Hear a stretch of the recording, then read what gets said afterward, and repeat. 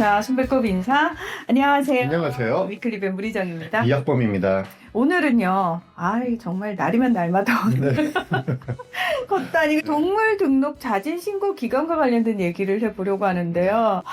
올해도 정부가 네. 운영을 한다고 해요. 현행 동물보호법에 따라서 2개월령 이상의 반려견은 동물 등록을 꼭 해야 됩니다. 네. 법적 의무사항이고요. 동물 등록을 하지 않으면 최대 50만 원의 과태료가 부과됩니다. 근데 기존에 동물 등록을 하지 않았더라도 사실은 동물보호법을 위반한 거죠. 근데 이 정부가 운영하는 동물 등록 자진 신고 기간에 동물 등록을 하면은 과태료가 부과되지 않습니다. 그래요, 동물 등록을 활성화하기 위한 정책이다. 저는 이 부분에는 반대를 하지 않습니다. 네. 그런데, 말씀하신 것처럼 동물 등록 안 한 것 자체 불법이잖아요. 그러면은 단속하고 과태료를 부과해야 되는 게 상식적인 일인데, 네. 계속 동물 등록 자진 신고 기간을 운영을 하니까 이 동물보호법을 위반해서 동물 등록을 하지 않은 사람에게 자꾸 면죄부를 주는 거예요. 혹시 안 했더라도 자진 신고 기간에 하면 돼, 이렇게 되는 거죠. 맞습니다. 정부가 2019년에 처음으로 동물 등록 자진 신고 기간을 운영했었습니다. 네. 이때 되게 폭발적인 관심을 받았고요. 엄청난 동물 등록 실적을 기록을 했습니다. 네. 2020년을 제외하고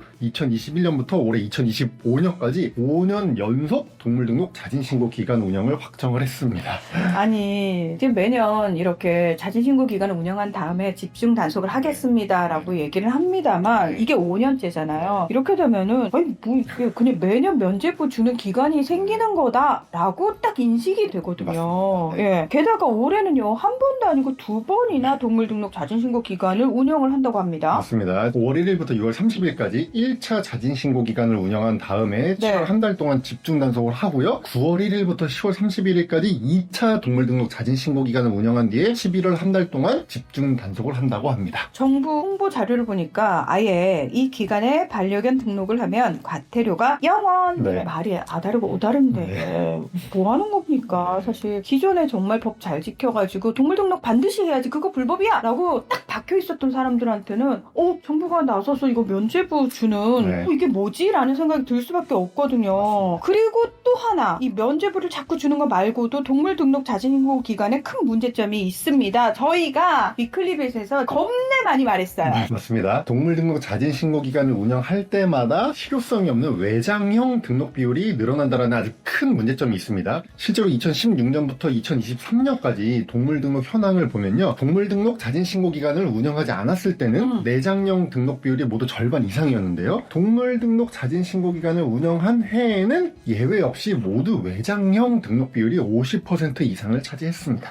이게 사실 당연한 게, 이 자진 신고 기간 대대적으로 홍보하면서 이거 끝나고 나면 과태료 부과할 겁니다 라고 얘기를 하니까 당연히 동물 등록을 하긴 해야 되는데 손쉽게 빨리 할 수 있는 방법을 네. 찾을 수밖에 없잖아요. 게다가 인터넷으로 쉽게 할 수 있는 외장형 등록 비율 높을 수밖에 없습니다. 맞습니다. 근데 이 외장형 동물 등록의 경우에 분실되거나 훼손될 가능성도 크고요. 그렇죠. 무엇보다 동물을 내가 유기하겠다라고 마음 먹으면 제거해서 유기하기가 너무 쉽거든요. 그래서 동물 등록 방법을 내장형 하나만 허용해 놓고 동물 등록 자진 신고 기간을 운영하면 실효성 있는 내장형 등록만 늘어날 테니까 정말 유기동물 발생을 줄이고 잃어버린 내 반려견을 쉽게 찾을 수 있다라는 이 동물 등록제의 취지를 잘 살릴 수 있을 텐데 항상 그렇죠. 너무 아쉽습니다. 그러니까 왜 내장형으로 일원화를 안 하는지 저는 이게 진짜 상식적으로 이해가 안 되고요. 지금 시범 사업이긴 하지만 고양이는 내장형으로 그거밖에 없잖아요. 맞습니다. 도대체 개하고 고양이 차이점이 뭐예요? 그러니까 게다가 심지어 주요 선진국도 전부 내장형 마이크로칩을 통한 동물 등록만 허용하고 있고요. 최근 설문조사를 보면 국민 10명 중에 8명이 동물 등록 방법 내장칩 의무화에 찬성을 하고 있거든요. 네. 근데 외장형을 계속 허용하고 있는 정부의 행태를 이해할 수가 없는 상황입니다. 근데 사실 요즘은 반려견 키우시는 반려인들이 진짜 자식처럼 키우시잖아요. 동물 등록을 하는 이유가 딴 게 아니에요. 내 아이를 혹시라도 잃어버렸을 때 빨리 찾아야 되기 때문인데, 그러려면 사실 반려인들 입장에서도 외장형보다는 내장형을 하는 게 맞거든요. 네. 그러니까 과태료를 피하기 위한 등록이 아니라 정말 내 아이를 제대로 잘 키우기 위한 방법으로 한다면 내장형으로 하는 게 맞고요. 제발 법적으로 일단 내장형 일원화 해주셨으면 좋겠고, 그리고 이 자진 신고 기간에 혹시 안 하신 분들이 있다면 가까운 동물병원에 가셔가지고 내장형으로 반드시 좀 등록을 해주십사, 다시 한번 부탁의 말씀드리겠습니다. 맞습니다. 또 하나 강조해 드릴 게 있는데요. 네. 바로 변경 신고입니다. 맞습니다. 동물 등록을 했다고 했다고 끝나는 게 아닙니다. 네. 동물 등록을 했는데 이 보호자, 소유자가 바뀐 경우 아니면 보호자의 주소나 연락처가 바뀐 경우 그리고 등록한 반려견이 사망한 경우에는 네. 이 동물 등록 변경 신고를 해야 됩니다. 근데 이 변경 신고도 법적 의무 사항이거든요. 많은 분들이 이 변경 신고를 해야 된다는 걸 모르고 계세요. 변경 신고도 하지 않았다가 적발되면 과태료가 부과됩니다. 근데 이 동물 등록 자진 신고 기간에 동물 등록 변경 신고를 하면 과태료가 역시 면제되니까 혹시라도 지금까지 변경 신고를 안 하고 계셨던 분이 계시다면 이 기간에 동물 등록 변경 신고를 꼭 해주시길 바랍니다.